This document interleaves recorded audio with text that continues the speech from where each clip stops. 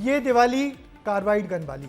लगता है यही जुमला इस बार दिवाली पर गूंजा है, तभी तो खेतों से जानवरों को भगाने के लिए उपयोग होने वाली इस जुगाड़ की बंदूक इस बार खूब चली और जमकर लोगों को नुकसान पहुंचाया है। इस बंदूक से निकले जहरीले रसायन से 400 से ज़्यादा लोगों की आंखों पर गहरा असर हुआ है।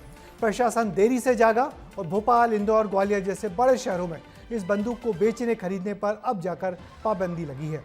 इसकी जब्ती की जा रही है, मगर ये बंदूक कैसे आंखों पर गहरा असर डालती है, देखिए इस रिपोर्ट में।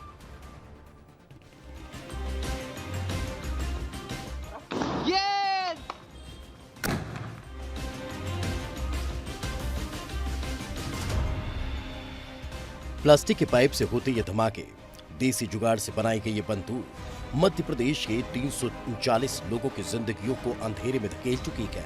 मध्य प्रदेश के अलग अलग जिलों में खिलौनों की तरह सड़कों पर ये बंदूक बिकती रही। लोग पैसा बचाने के लिए ये सस्ता जानलेवा पटाखा खरीदते रहे और धीरे धीरे करके आंखों के अस्पताल भरते रहे।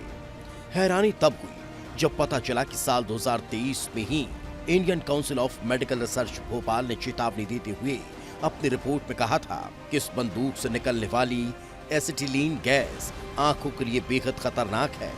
लेकिन इसके बावजूद बाजार में ये बंदूक पहुंच गई। इस जानलेवा गन की वजह से भोपाल में अब तक 162 लोगों की आंखें खतरे में है।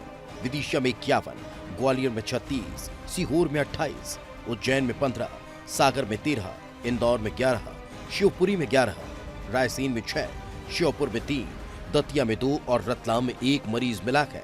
लेकिन सबसे बड़ा सवाल कि आखिर एक बंदूक ने 339 लोगों की आंखों की रोशनी को खतरे में कैसे डाल दिया।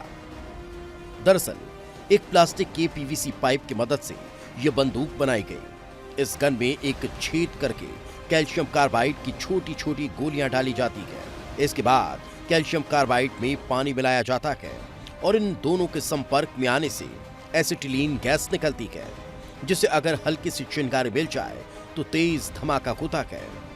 और इस बंदूक के पीछे एक लाइटर लगा होता है, जिसके दबते ही विस्फोट हो जाता है। विस्फोट के बाद जो धुआं निकलता है उसमें प्लास्टिक के छोटे छोटे टुकड़े होते हैं और जैसे ही लोग इस धुएं के संपर्क में आते हैं तो उनकी कार्निया पर कैल्शियम कार्बाइड की सफेद परत जम जाती है और इस सफेद परत की वजह से आंखों की रोशनी तक चली जाती है। दिन बीत रहे हैं और मरीज बढ़ रहे हैं, जिसके बाद प्रशासन भी एक्शन मोड में है। भोपाल, इंदौर, ग्वालियर, टीकमगढ़ और दतिया में आदेश जारी करते हुए कहा कि न इस बंदूक को बेचा जा सकता है, न ही खरीदा जा सकता है और न ही बनाया जा सकता है। इतना ही नहीं और न ही इसका स्टॉक रखा जा सकता है, यानी बंदूक पर पूरी तरह से पाबंदी लगा दी गई है। वहीं भोपाल में एसडीएम की अध्यक्षता में एक जांच टीम भी बनाई गई, जो हर एक पटाखा दुकान पर जाकर चेकिंग भी कर रही है। देखिए, अभी तक 35 आईपीडी पेशेंट आए थे जो भर्ती हुए थे। अभी उनमें 10 की आंखों में सीवियर प्रॉब्लम पता चली है। उसका इलाज चल रहा है। थोड़ा समय के बाद पता चलेगा कि कितनी डैमेज है, कितने %। नहीं, अभी हम लोग एक जगह पे 10 किलो कैल्शियम कार्बाइड जब्त हुआ था। पुलिस उनकी एफआईआर कर रही है। बाकी जगहों पे तो कहीं 2 गन 4 गन ऐसे करके जब्त हो रहे हैं और जो लोग भी इसको बेच रहे हैं उन पे हम लोग कार्रवाई कर रहे हैं। सरकार भी अब मामले की गंभीरता को समझ रही है। मध्य प्रदेश के डिप्टी सीएम राजेंद्र शुक्ल ने हमीदिया अस्पताल जाकर मरीजों से मुलाकात की।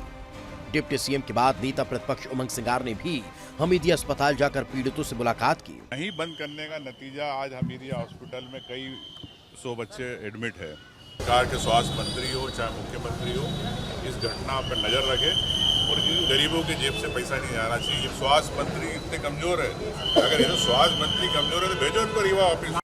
बच्चों की स्थिति, उनको ज़्यादा चोट आई थी आंखों में और उन पर हम लोगों की नज़र है अस्पताल में जो भर्ती हैं। और जिन लोगों ने इस प्रकार के पटाखे, इस प्रकार की उपकरण बना के और बाजार में सप्लाई की है, उन सब की जांच होगी। देर से ही सही, लेकिन प्रशासन अब एक्शन मोड में है और जरूरी है कि इस घटना से सबक लिया जाए और बाजारों में बिकने वाले पटाखों के लिए कुछ गाइडलाइन बनाई जाए। ब्यूरो रिपोर्ट, विस्तार न्यूज। बड़ी खबर कार्बाइड गन के पीड़ितों से मिलने अभी थोड़ी देर पहले ही मध्य प्रदेश के मुख्यमंत्री डॉक्टर मोहन यादव हमीदिया अस्पताल पहुंचे हैं। सीएम मोहन यादव आज बिहार के दौरे पर थे, लेकिन वो जैसे ही वापस भोपाल लौटे सबसे पहले वो हमीदिया अस्पताल गए और पीड़ितों से मिले। उन्होंने उनके इलाज की जानकारी ली और सीएम ने इन घटनाओं पर दुख जताया है। साथ ही इन तमाम लोग पीड़ितों के बेहतर इलाज का आश्वासन भी दिया है। डॉक्टरों से बात की है, पीड़ितों से बात की है। हमारे सहयोगी अनमोल तिवारी ने इस दौरान मुख्यमंत्री से बात की। सुनिए क्या बोला है मुख्यमंत्री ने इन प्रभावित परिवारों के बारे में।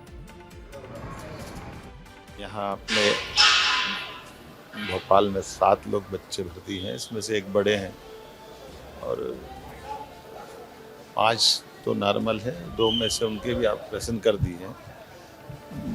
भगवान करेगा तो ठीक रिजल्ट आएगा।